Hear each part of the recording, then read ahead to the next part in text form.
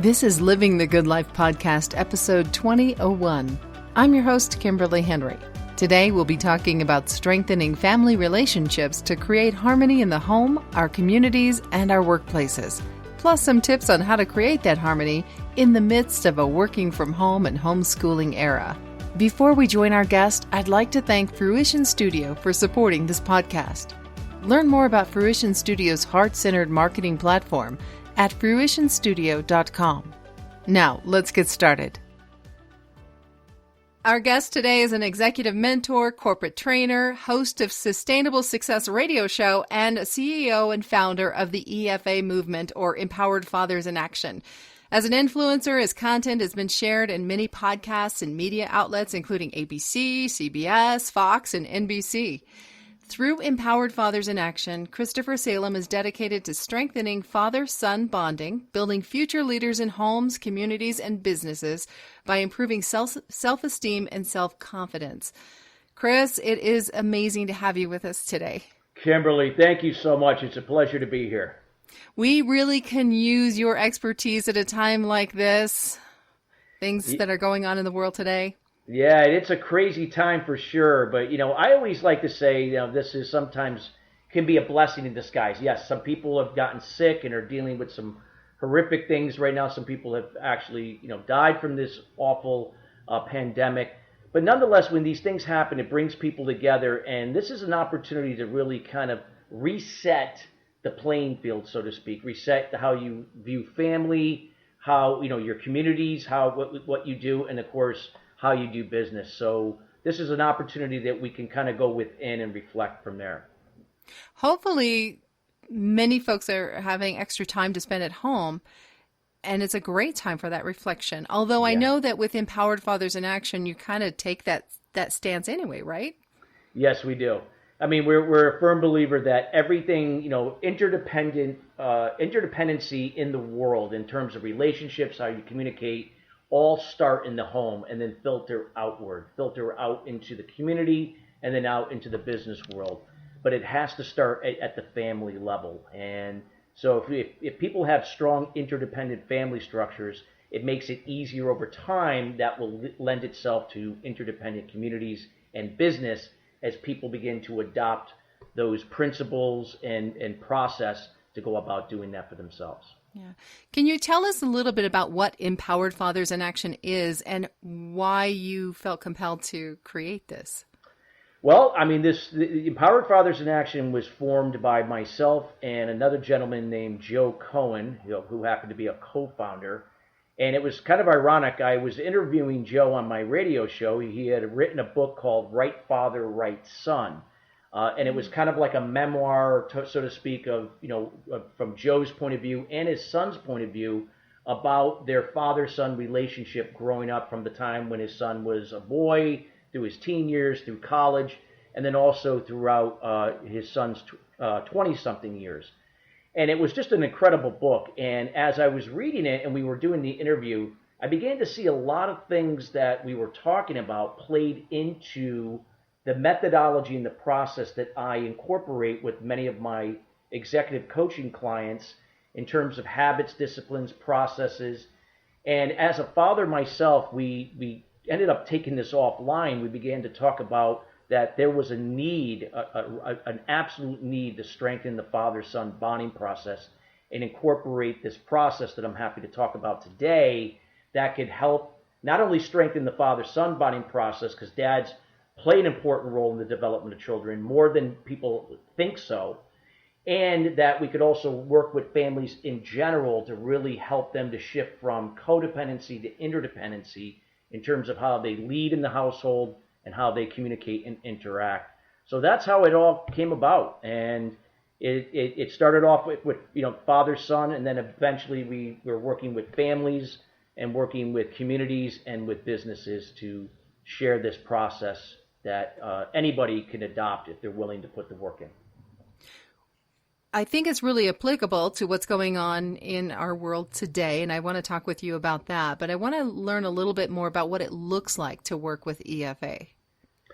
Sure. I mean, with working with EFA, we are hands-on. So we are not one of these resources that what we call a foundation where we just provide information and then you do what you want to do with it. We know from a behavioral standpoint, many people have good intentions, but they're not necessarily going to follow through. There might not be the right habits and disciplines in place to be proactive and follow through with the information. So what we look to do is we look to bring on facilitators around the world, meaning that we have facilitators that could be working in the communities in your areas. They could be school teachers, they could be mentors, they could be people that were former corporate executives, now retired. Whatever the case may be, that they can go through our certification program and be certified in this process methodology that they now can bring to their communities and basically teach in a workshop setting. Could also be one-on-one as well. And this is a process. This is something that doesn't happen overnight. There is no timetable like, oh my God, 2 weeks you'll be from here to here. Every person is different and every family is going to be different. It's really a matter of who shows up to do the work, and then as they trust and embrace the process that's being put into place, that the results that they seek will be a result of that. So that's more or less like how we are taking this information, having facilitators in those areas where people live and actually implementing and applying it so people can now over time, actually make that shift from where they are to where they want to be and so forth. And there's resources they can tap into later to keep them accountable and up to date in their development. So you've got a number of facilitators out there that are part of this work. That's incredible. Yeah, we're still in the process of bringing more on. We just began. I mean, we still got a lot more to bring on, but we've also partnered with an organization called Dream Smart Academy as well, and we are working together because now we're able to get into not only homes, the families themselves, but also into schools. These could be all types of schools, public schools, Montessorial, all these different types, charter schools, that type of thing, and then also into the communities itself and corporations as well. So we're looking to provide this information at multiple touch points so we can begin to help families from the inside out, do what they have to do, and then help their children grow, with higher levels of self-confidence, self-esteem, developing, habits and disciplines that serve and that they don't repeat those same mistakes with their future families to produce better leaders in their homes, communities, and businesses. I know you have a fantastic relationship with your son. You're posting about it all the time on social media, and you guys look like you have a great time together. Yes. A great family, actually. Yes. And I know people really, aspire to that, but I think there's this level of hopelessness that could ever be for a lot of people. Yeah. And we're here to talk about vibrant living. So what does that vibrant living look like in a family that's working? And how can you get from point A to point B? Well, here's the thing. You have to look at this as a process. The problem is that most people look at it as an outcome, and then there's expectations, and what happens with expectations, they go unfulfilled. This is a process. You're never going to be perfect. Am I a perfect dad? Absolutely not. No one will ever be perfect. However, we can strive for harmony, and that's what the process is all about. If you're able to change your thinking, instead of looking at it as an outcome and having to be perfect and getting caught up in the expectations and the fear of not succeeding or not following through, it's learning just to be present, to focus on what you can control and letting go of what you can't, and striving for harmony and doing the best you can, and recognizing when you do fall short that, hey, you learn from that, you pick where you are and move forward. And it's all progress, and that's what the process is all about. And as you continue to do that, it gets better and better and better till eventually it starts to yield itself to more positive results that you seek. But the key here is not to focus on the results itself tied to the outcomes and the expectation. It's to be focused on the process in the moment striving for harmony, not perfection, and letting that lead to the results. Let that process be the workhorse, so to speak, that will lead you to those results that you seek. So again, and letting go of that control. You can't control what your child is going to do or your children. You can't control what your wife's going to do or the husband's going to do or other people on the outside. You can only be the example for yourself that you can then empower people to do the same for themselves. That's what interdependency is all about. Codependency is about, deflecting how you feel onto someone else to make you feel better, not taking responsibility or accountability for your actions or your role in itself. So these are all the things that people have to be aware of and then be able to make these shifts so they can start, on a road to the solution over time. And these are the things that EFA helps with our 5-module program that we, implement through facilitators nationwide. Right. Sounds to me a lot like grace and compassion for yourself and for the other parties. Exactly. It is. I mean, we do everything here from integrity, number one.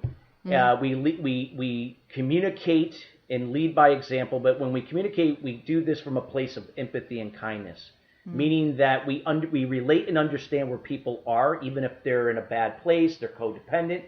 But one of the things that we do not do, because this is a bad trait, which a lot of people get caught up in, is they get into this mode of pleasing and enabling. They want to be pleased or enabled, or that person may be pleased and enabling someone else. That's one of the things that we are not here to do. And this is something that we look to be the example to break that pattern of people that are in that please and enable mode. Because empathy and kindness and please and enable are often looked upon as the same thing, but there's a fine line between. Pleasing and enabling is codependent, and empathy and kindness is interdependent. So we're just looking to make those shifts in behavior over time through our program as we're working with people, so they can then make those shifts over to the interdependent side, which will then lead to better results, better communication in relationships in the home. So Is it easy? No. Is there such thing as perfect balance? No. It's all about harmony. It's like a seesaw will never be on its axis point like this, but it's going to be teetering. There's always going to be a give or take. So you just have to make sure that it's not going to one side to the other like that. Hopefully that visual, Titanic. Yeah. I hope that visual helped. Right. So do you have... So that's really people, it's work in progress. Yeah. There's people across North America right now who are suddenly in close quarters with their spouse, with their kids, because they're out of work, out of school. Do you have any quick tips for folks to deal? I mean, they don't have time to go through a program right now to get results, but how do they make it easier in the interim? Well, it's just, again, to look at, again, that this situation that we're dealing with shall pass. So it's to take that into perspective, number one. It's, again, learning that you can only control what you can with the situation at hand and let go of the rest. I know that's easier said than done, but that is what has to take place in these situations. Number three, that you can only do your best to communicate, being very specific and very clear. You can't assume and speculate. You can't assume that your children should know that when mommy's on the phone because she's working from home, that they have to be quiet in another room. You just can't assume that. So the thing is, it's that you have to be specific and clear with your communication. And if your husband or wife are doing this or your kids are doing this, doesn't mean that they perceived it the way you thought you intended it to be. You have to paraphrase and reframe it in a way that they clearly understood where you're coming from. Does that mean they're still going to do exactly what you want them to do? Doesn't mean that's always going to be the case. But nonetheless, you've done your job. You've controlled what you can to be very clear. And as long as you continue to be the example of that, in time, people learn from what they observe. And they eventually, at different levels, that eventually they'll begin to respect where you're coming from and where it leads to the exact thing that you wanted them to do in the first place. If you wanted your kids to be quiet. If you're constantly telling them, you got to be quiet, you got to be quiet. I told you, you can't do this when mommy's on the phone. that's not going to work. That is not a sustainable solution. It's to relate and understand to your children, to say that I know your kids are excited to be at home. I know you want to play. Mom and dad are here, and I know you want that attention. But again, being very clear about your role, what you have to do at home, and knowing that there will be a place during the day that you carve out time that you will spend time with your children, and you can have that play time. So again, it's never going to be perfect, but the more you can be very clear and specific, have a plan in place, and try to strive for that harmony, you're going to be better off in helping to offset some of these issues that people where they lose their temper real quick because of the situation. But again, just knowing it's a process and doing the best you can with it. That would be my suggestion. What you could do in this time frame. You know, what I heard in that is the basic human need to be heard, and that applies to our kids as well. Oh, absolutely. Kids do not feel like they're heard. Kids feel like you're just talking to them. You're telling them not to do this, not to be on the game too long, do your homework, do this. Kids, this is why this is more critical than ever, because this is why we have issues with suicides and bullying. A lot of this leads into this. But again, it's not what you're saying to them necessarily. It's what they observe in the behavior. And kids are very smart, and they pick this up. A lot of times it's subconscious, and it can impact them in a negative way, which can then have an effect on their level of self-esteem and confidence, which makes them more likely to be prone to being bullied, or on the opposite end, bullying somebody else, because they're just simply deflecting how they feel about themselves onto someone else, and so on. And this could lead to all these other issues with suicides and school shootings and you name it. Don't get me wrong, there could be chemical imbalances somewhere in there, of course. But nonetheless, these are things that if we can do a better job of communicating, relating, and listening to understand versus respond, and making that a priority, like planning for that, planning family time to communicate, and be very clear that when you're at the kitchen table, we're not on our phones, when there's certain times that we are communicating. And eventually kids will begin through that observation to respect where you're coming from. And when they feel like they're being heard, they're more likely to reduce certain things that normally would rub a parent the wrong way. Is it going to be perfect? No, kids are going to be kids in certain situations. Hey, we were the same when we were growing up. But we could, by doing that, we have a better likelihood of producing more positive outcomes as a result of that process. You say kids will be kids. I think adults will be adults as well, and we lose our cool every once in a while, just for random reasons. Well, I could tell you why we lose our cool, and here's the thing. Oh yeah. Everybody. Do tell. Well, here's the thing. So, reason why everybody's going to have, some people are going to be very mild-mannered, some people are going to be, have short tempers. Again, that's something that from their upbringing, something that's just hardwired, from the time they were children, in terms of, coming from their own limited beliefs. But again, the reason why people can lose their temper is a few reasons. Number one, they're caught up on a daily basis in the past and the future. They don't even realize that. So you are subconsciously in the past and the future.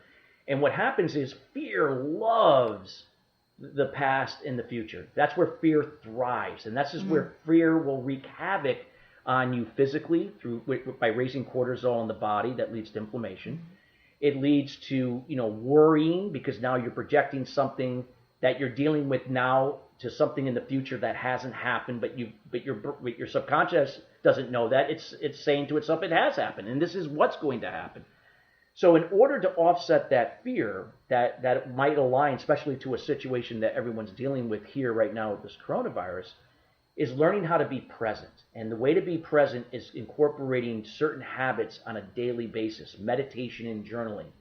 Meditation and journaling, writing down exactly what comes to mind after a meditation, not overanalyzing, overthinking it, but writing down because this will allow our subconscious mindset to reveal to the conscious mindset what could be getting in your way, what could be holding you back, where could your fear be coming from? Fear often comes from something in your childhood that is then carried through your life to a certain situation you're dealing with now that will trigger it. It's all subconscious. And then that's where the past and the future come into play and start, doing its thing to play games with you. So the thing is, if we can learn how to be present and focus on meditation and journaling among some other disciplines and habits that will serve you, the more present we can be, the more we'll have more clarity. And when we have more clarity, we can begin to see where that we can control our emotions, not allowing our emotions to get the best of us with certain triggers that happen, so we don't lose our cool, more often than not. And it's by keeping things in perspective and clear, we can begin to develop solutions. Again, being the example that we talked about, communicating effectively, listening to understand, that we can help to offset certain things that could lead to those triggers, like especially with our children, our spouses. This could be people you work with, whatever the case may be. Now, are you going to be able to control everybody in that way? No, of course not. But nonetheless, as long as you can show up and be focused in the moment to the best of your ability, incorporating these habits and disciplines, and having a specific game plan, that will help you in the situation to keep focused and not allow your emotions that react to these triggers that come from limited beliefs, that are, that fear, that revolves around, to get the best of you. So have a plan. Every day you wake up, you should know that, hey, I'm going to do meditation and journaling. I'm going to go exercise. I'm going to eat a healthy breakfast. I'm giving you some examples. Right. And then set the priorities that matter, the things that are going to be most important to you, your family, your customers, your business, your company, whatever that may be. And this will eliminate you getting caught up in all the distractions and the emails and social media that really are not important, but you think you're busy. But these are the things that are getting you frazzled, and that where you can lose your temper. So the more that you can plan and follow your plan and be specific, the better off you be. I always say that you can plan for anything except maybe one thing, and that's when you're going to go to the bathroom. Now, some people might say, I know my bowel movements. Oh, come on now. And I can predict that, but I don't know. I don't think that's the case for everyone. But that would be for everything else you can plan for. That would be a recipe, I would say, that would help in that situation to address your question. So just planning, and as I always say, plan to be flexible, because things are not always going to shake out the way. Letting go of the control. So again, if let's say that you and I are working on a project, and I set this thing, I'm going to put it on you. I'm going to make you the star here. I'm going to be the bad guy. So now you say, Chris, we got to do this, this, and this, and you made it very clear to me, right? But for some reason, I don't do my end of the part. I don't follow through to the level so we would have to communicate to make sure I understood you. But you're not going to get hung up and go, oh, he didn't follow through. Now he's screwing this up, and that's going to make you angry. The key is to trust the process, to know that I've done what I can, and just knowing that even if I don't live up to my end of the bargain, well, for whatever reason, that somehow this is going to get done. You're not going to please and enable me and just do it for me. You only would have to do it for me if I screwed up multiple times and I don't get it. Then you will do what you have to do to get it done. It gets done. Now, guess what? The next time we go to do a project, you know what? I'm not the guy, because I didn't get it. So you're not going to work with me again.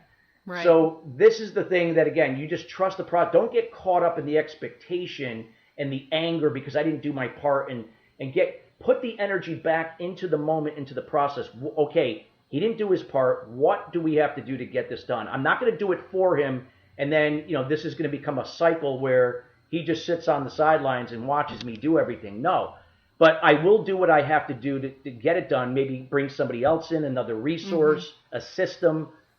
But nonetheless, trusting the process will always lead to the desired results you seek, as long as you show up and do your part and trust the things that you can't control to all fall into place to connect the dots. I'm not saying it's that easy, and it never is. But nonetheless, trusting that process is so important. Control what you can and letting go of what you can't. That is the hardest thing that most people have a hard time doing. But when you've learned how to do that and master that, everything we're talking about will start to change for the better where you're going. Sure. We've just got a couple of minutes left. So what I would love to hear from you is, if this movement got into all the homes in North America, what is it you hope that that looks like? Well, I mean, we always say here, this is not about EFA. I mean, this is what a movement's about. A movement is about bringing everybody together, people from all different entities and individuals that are all want to be part of the solution, that there's not just one right answer to everything, but our goal is to see that we want to see families and communities and businesses thrive. And the only thing that's stopping that from happening is us. Plain and simple. It's us. We can blame the weather, we can blame everything else, but it always comes down to us. We get in our own way. It's you versus you, and it's we versus we. And if we can, come together and instead of managing the problem and focus on being in the solution and trusting that process together interdependently, we can do bigger and better things from a global perspective. And that is our wish. I mean, just from our wish from EFA, to see every family truly not only can logically understand that, but actually put it into action. That is our mission and our goal. Wonderful. It sounds amazing, and I look forward to sharing this with others so that we can maybe make that a reality. Yes. Yeah. Well, we're it's a process. We know it's not going to be overnight or 1 year, a couple of years. Right. This is our grandchildren. Exactly. Our grandchildren will see the fruits of our labors. Yes. We've been talking with Christoper Salem, the CEO and co-founder of EFAmovement.org, or Empowered Fathers in Action, and ChristopherSalem.com. Anything else, any last words you would like to share before we let you go? Well, I would always like to say, Kimberly, this is a statement I like to make every time I talk, because it's something that if you truly listen to this, but not just listen to it, actually I want you to feel it and say it over and over until it really resonates with you. That can also help you change where you are and where you want to be based upon some other things we talked about, is lead your life and business from a place of giving without expectation. And what I mean there is that, and not allowing someone to take advantage of you, that you have to have a boundary at some point, but give without expectation, receive without resistance. So again, give without expectation, receive without resistance. Meaning that when you give, and you give to someone or something, and you put it out there, you're not expecting to have it, a reciprocal return to, or something reciprocated back to you from that source. Knowing that when it comes from somewhere else, that even though you didn't anticipate it, you receive without resistance. And this is the flow of prosperity.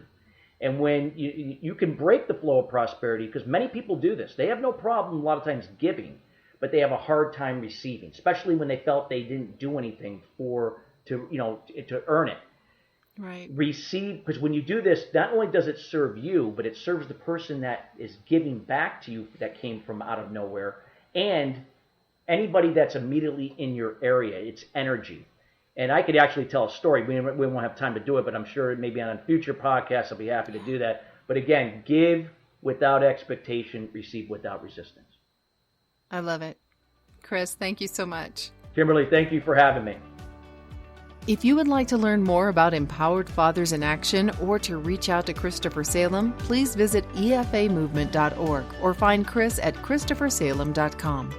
We look forward to bringing you more candid conversations in the coming weeks focused on up-leveling your life and providing tips and solutions to fill every day with vibrant living.